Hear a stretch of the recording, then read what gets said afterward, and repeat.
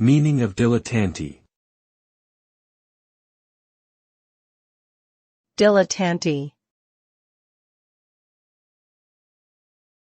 Dilettante. Dilettante. Dilettante. Dilettante refers to a person who has a superficial interest in a topic, but lacks a serious or dedicated approach to it. The term connotes a sense of amateurism or lack of expertise.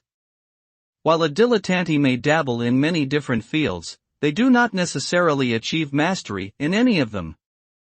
This can result in a lack of depth and knowledge in their pursuits, as well as a tendency towards shallow or pretentious behavior. In short, a dilettante is someone who flits from one thing to another without truly committing to any of them.